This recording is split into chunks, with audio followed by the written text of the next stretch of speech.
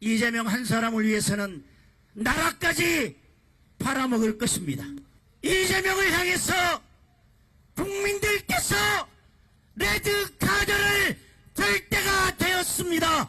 반시장, 반인권, 반법치, 반칙을 일삼는 이재명에게 국민들이 퇴장을 명할 때가 되었습니다. 이재명 재판 어게인, 어게인, 어게인, 어게인.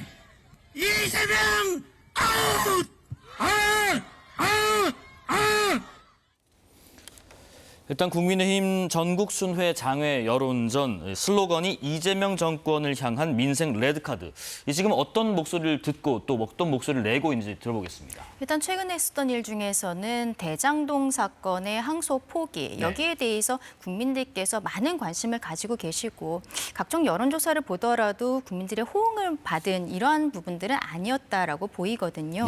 근데 이 과정이 결국에는 법무부 장관은 이재명 대통령과 관계없다라고 이야기하고 있습니다만 이 판결 안에 이재명이라는 이름이 한 400여 차례가 나오고 성남시 수뇌부, 성남시장 이런 이름들이 나오고 있는 상황에서 민주당의 태도가 굉장히 모호한 부분들이 있어요. 지금 7,800억이 아니라 1,128억이라고 재판부에서는 인정을 했다라고 뭐 그런 형태로 이야기를 하고 있는데 이번에 추징된 금액은 480억에 불과하거든요. 그럼 나머지 금액에 대해서는 어쩌자는 것인지 이게 좀 애매한 부분들이 있는 것이죠.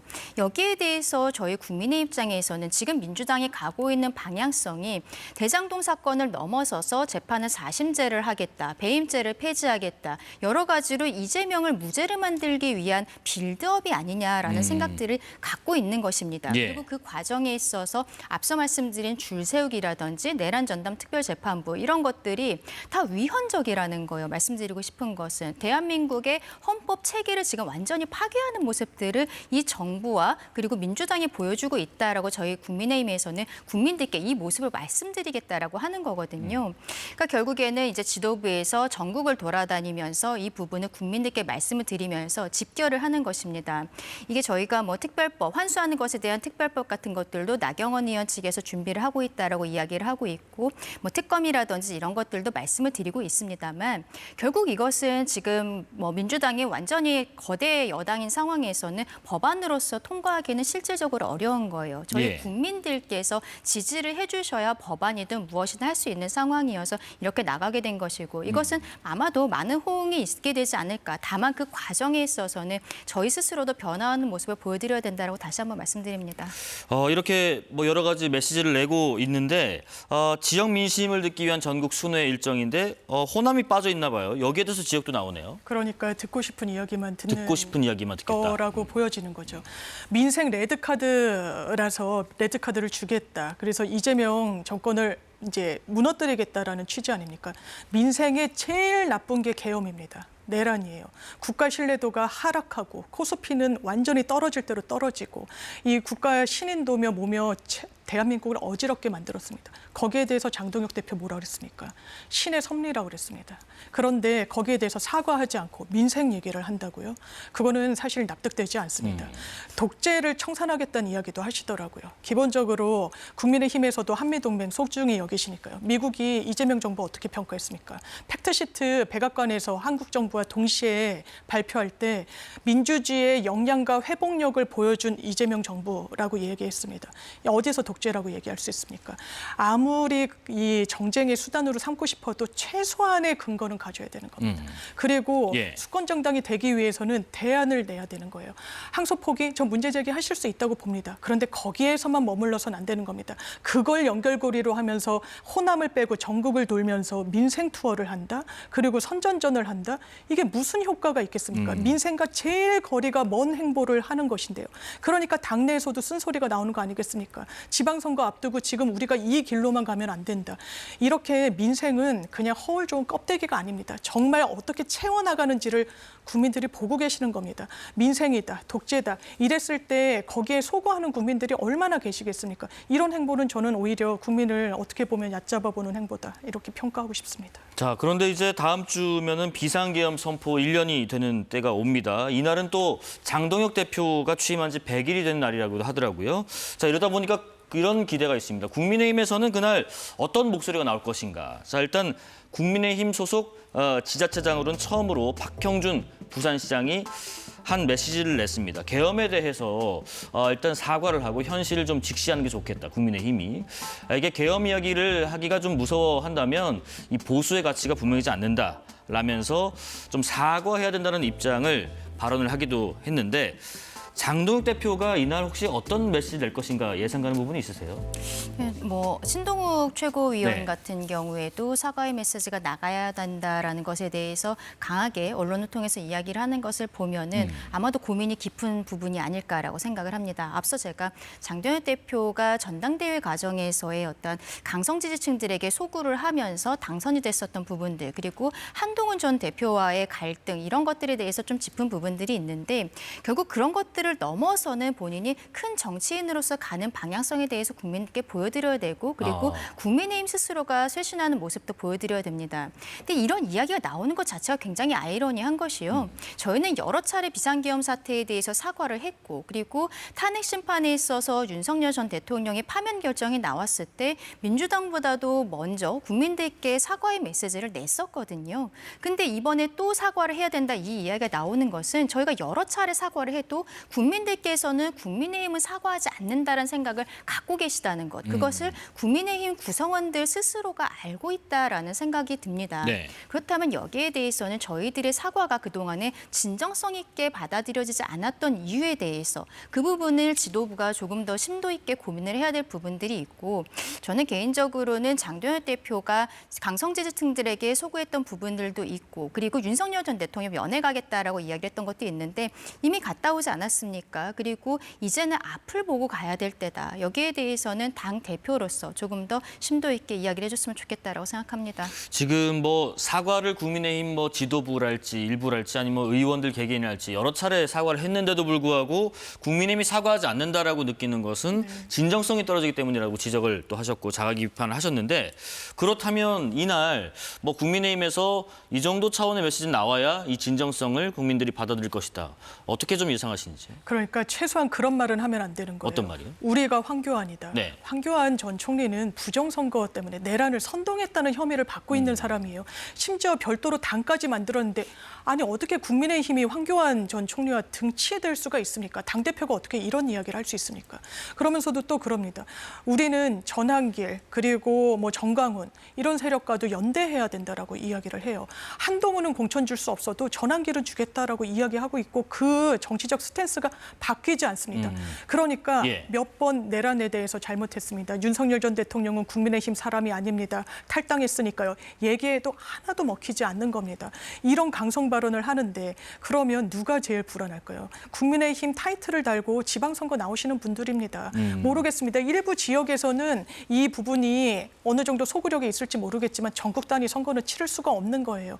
그런데 이미 장동혁 대표는 너무 멀리 와버렸습니다. 거기에 대해서 방향선회를 하려고 해도 대단히 어색한 국면까지 국민의힘을 어렵게 끌고 왔다라는 인상을 지울 수가 없습니다. 네네. 바로 호남을 제외하면서 또 호남 가서 호남 민심 잡겠다고 하고 이게 엇박자고 하나도 일관성도 없어요. 이런 부분을 기계적으로 득점하고 실점하는 어떤 게임처럼 정치를 접근하고 계시는 게 아닌가. 진정성을 갖고 최소한 왜냐하면 본인이 18명 그러니까 계엄에 대해서 해제할 때 이 이름을 올렸던 의원 중에 한 분이었습니다. 저는 그게 장동혁 대표의 어떻게 보면 진심이지 않았을까라고 개인적으로는 추측해 봅니다. 예. 그런데 당대표가 되고 국민의힘의 지형이 있고 이 극우의 목소리도 담아내야 된다라는 그런 어떤 절박함도 있는 것 같은데 이건 당을 잘못 이끄는 겁니다. 국민의힘 계속 이런 걸로 가면 국민의 외면을 받을 수밖에 없고 그러면 민주당한테도 좋지 않습니다. 이런 부분과 관련해서 제발 당내에 이 쓴 목소리도 새겨들을 때가 됐다. 지금이라도 방향 전환은 있어야 된다. 윤석열 전 대통령 면회 후회한다라고 얘기하시고 계엄에 대해서 신의 계획이라고 이야기한 것도 실언이라고 말씀하셔야 됩니다. 자, 선거가 다가오면 항상 뭐 당대당이 이제 연합을 하거나 반대로 뭐 분열하는 양상들이 있는데 지금 국민의힘과 개혁신당 간의 연대 가능성 얘기가 또 나오기 시작했습니다. 이준석 대표가요, 쇄신 없는 국민의힘과는 연대 안 한다라고 했습니다. 그냥 국민의힘과 연대 안 한다가 아니라 쇄신 없는. 그러면은 장 대표나 국민의힘의 지도부 입장에 따라서 개혁신당과의 연대 가능성도 열려 있다, 이렇게 해석해도 되는 건가 싶습니다. 이준석 대표의 여러 가지 워딩들을 살펴보면은 네. 지금 지도부와는 함께하기 어렵지만 어떻게 보면 오세훈 서울시장과는 연대 가능성이 열려 있는 것처럼 이야기하는 부분들이 있거든요. 네. 그러니까 저희가 앞으로 경선 과정에서 어떤 형태로 어떤 후보들을 내게 될지도 개혁신당과의 연대에 있어서는 굉장히 중요한 포인트가 되지 않을까 싶습니다. 물론 최근에는 뭐 김정철 변호사 지금 최고위원이죠. 라든지 서울시장 선거에 나오겠다라는 사람이 개혁신당 안에도 있다라고 이준석 대표가 이야기를 하고는 있습니다만 어떠한 파괴력 이런 것들은 쉽지 않은 부분들이 있고 예. 이준석 대표가 오세훈 시장과는 과거부터 굉장히 가까운 사이로 알려져 있는 부분들이 있고 둘의 정치적인 방향성도 어느 정도 맞닿아 있는 부분들이 있어서 이러한 이야기들이 계속 나오는 것이 아닌가 싶습니다. 다만 지금으로서는 이 이야기가 저는 약간 앞서간다라는 생각이 들고요. 그리고 지난 대선 과정에 있어서도 마지막까지 연대 가능성에 대해서 저희 국민의힘은 정말 계속 러브콜을 보냈습니다만 이준석 대표 측에서 그것을 받지 않았고 거기에서 결과가 나온 대선의 그 결과물이라는 것이 굉장히 좀 실망스러운 부분들이 있었기 때문에 지금은 당 지도부 입장에서는 선뜻 뭐 합당이라든지 이런 것들에 대해서 손을 내밀게 되지는 않을 것 같다라고도 생각합니다. 자, 마지막 조국혁신당 얘기 잠깐 해보겠습니다. 조국혁신당 대표로 조국 비대위원장, 조국 전 대표가 다시 대표가 됐습니다. 단독 입후보, 득표율 98.6%, 출소 100일 만에 당대표로 복귀를 했습니다.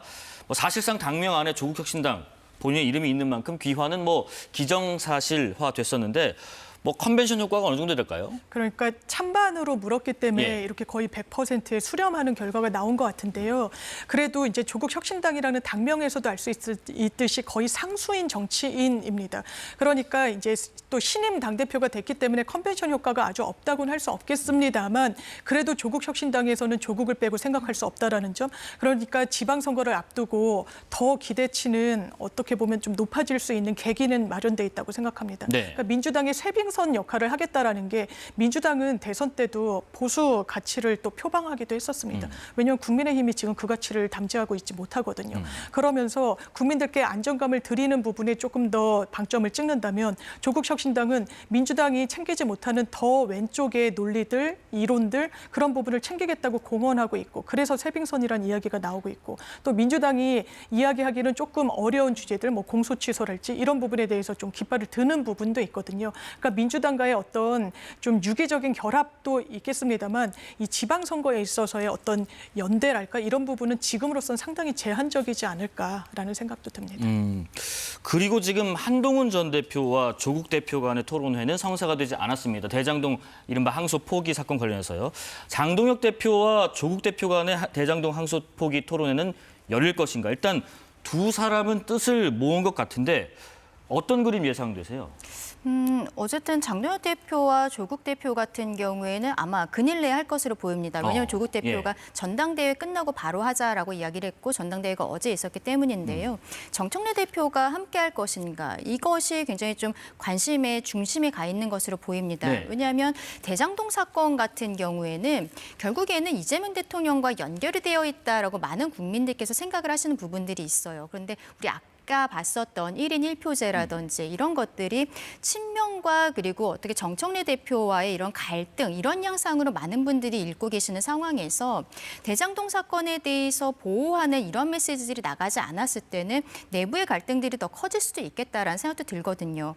근데 정청래 대표 개인적으로는 본인은 법조인이 아닌데 장동혁 대표 같은 경우에는 판사 출신이고 조국 대표도 법조 교수 출신이기 때문에 좀 부담스러운 부분들이 있지 않을까라고 생각을 합니다. 근데 저는 여기에 대해서 국민들께서 궁금해하시는 것이고 굉장히 현안이기 때문에 나오는 것이 정치인으로서의 책임감을 다하는 것이다라고 보는데 재미있는 것은 저희 장동혁 대표가 정청래 대표를 부르는 것보다 조국 대표가 정청래 대표를 부르는 부분이라고 생각을 합니다.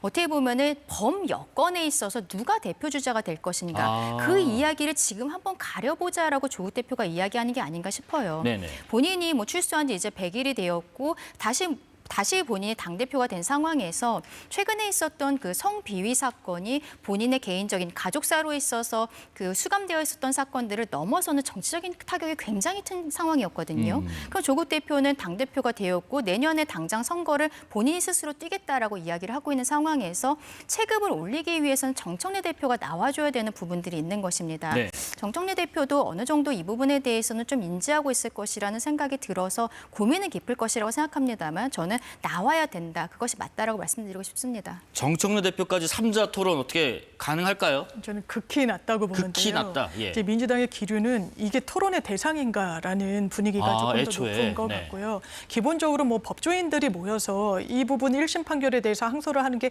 맞았는지 안 맞았는지 법리 검토를 하고 항소심에 갔을 때 그런 번복이 될 수 있을 것인지 아닐 것인지를 논의할 수는 있지 모르겠습니다만 정치인들이 그것도 당의 대표가 이 판결에 대해서 왈가왈부 토론을 하는 것이 과연 맞겠느냐. 이 불씨를 먼저 사실 지핀 건 한동훈 전 대표이긴 합니다만 뭐 지금 특정 진영의 대표라고 하기도 좀 어색하고 정치적 존재감이 좀 허릿한 부분도 있어서 이게 이제 당 대표들급으로 이제 토론이 진행이 되는데 여기에 정청래 대표가 참전을 한다거나 같이 뭔가 이 구색을 맞춰주는 그런 흐름으로는 가지 않아서 궁극으로는 장동혁 대표와 조국 대표 두 사람의 토론으로 귀결되지 않을까 이렇게 전망해 봅니다. 조국 대표는 쇠빙선 역할을 하고 있는데 좀 아쉽겠네요. 본인은 이제 정청래 대표를 소환하긴 하셨지만 아마 응할 가능성은 저 개인적으로 매우 낮다고 생각합니다. 근데 이 사건은 네. 그래도 정치계에서 저는 한 번쯤 이야기를 해야 된다라고 말씀을 드리고 싶은 것이 앞서 제가 잠깐 말씀드렸는데 검찰에서는 7,800억 정도 수익이 있었다고 했지만 1심 재판부는 1,128억이라고 봤습니다. 근데 추징된 금액이 480억 정도이기 때문에 차이가 굉장히 커요. 그럼 거기에 대해서는 적어도 어떻게든 추징을 해야 되는 것이 아니냐. 그래서 나경원 의원이 추징과 관련한 법안을 제출하겠다라고 이야기를 하고 있는데 이게 좀 위헌의 소지도 사실상 있는 것이 맞습니다. 과거 친일파 청산 과정에서도 소급표가 있는 법안을 하긴 했습니다만 그런 부분에 있어서 정치권에서 추징이라든지 관련 비슷한 사건들에 있어서 어떻게 처리할 것인지 이런 이야기를 나눌 수 있는 저는 유의미한 시간도 될 수 있다라고 생각을 하거든요. 정청래 대표 입장에서는 여러모로 이 이야기를 하는 것이 불편하고 알겠습니다. 이 이슈가 빨리 끝났으면 좋겠다라고 생각하는 것도 있겠습니다만 국민들께서 궁금하시는 부분을 답변하는 것도 정치인의 책임이다라고 말씀드립니다. 네, 더불어민주당 장윤미 대변인, 국민의힘 강전의 대변인과 함께했고요.